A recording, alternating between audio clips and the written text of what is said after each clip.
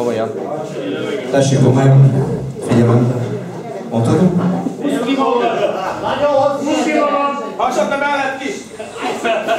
Hasonló, tudod. Na, Toldi Miklós, írta Arany János, után szabadon valaki. Ég a naplevettől, kopászék sarja. Öreg Maurer fejét igen csak tarja. Nincs egy árafan, de a kuffenben tartva. Nincs egy kicsi malter ládába rakva. A falak hűvösével kiprigék két fia. Hortyos, mintha nőjére gondolna. Hely pedig üresen áll, vagy félig rakottan. Maldáros ládák áldogálnak ottan. Ösztövérkúták a skóri horgas gémmel. Mariska kútba néz, s benne möszötkébel. Óriási embernek képzeli valaki, pedig ő csak a gútból fröccsöt akar inni. A vájúnál fiúk szomjasan delelnek, muslicák hadával háborúra kelnek. De felül möszi Mariska nyakára, nincs itt káposztát. Nincs ki káposztát főzne vacsorára. Rövid a kezem, tudod.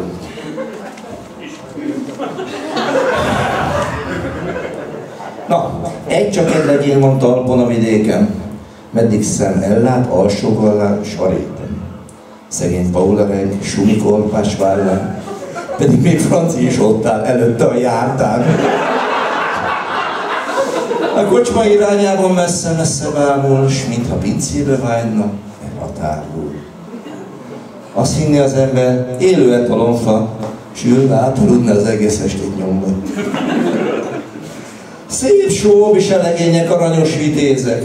Jaj, de keservesen, jaj, de búsan néztek. Merre meddig mentek? Forras állásra? Koszorú zsalúzni, vagy téglát egy rakásra? Mentek-e kultúrba, mentek-e kocsmába? Bort inni, sört inni napszámba? Helykor én is köztetek lehetnék. Szép szóbisa visélyezek, aranyos levették. Pár évből is, jó van el. Tudom, csak nem jött itt dalba. Hol a szemüveg? Itt van már a had, sumikom a hada. Itt kemény hadával, s légli sumit maga. Délcegen megüli tarka kutyukáját. Sok nehéz vasanyag terheli lábszálát. Utána nyargal möszi a kultúrba, hogy támasztva kísérje őt haza. Nézi, s dehogy veszi észbe, hogy férje hazakerül népségbe. Hé, koma, melyik út megyen is Stuttgartban? Kérdi sumi, egy-két csak úgy félvárva. De olytnak szó úgy, szívében nyilallik, hogy azonnal kocsiba is pattanik. Marrel, Oldi, emény füstölök magával. Hát ki tudna építeni ilyen házat magának? Norbi és Gyura talán, öcs és a bátyja, Juri és Iluska őket mind hazavárja.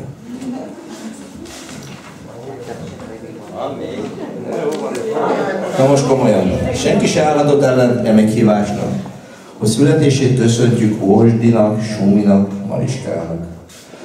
S ha nem ellenkedett egyik sem az 50-es számmal, az azért van, mert még ugyanennyi van hátra.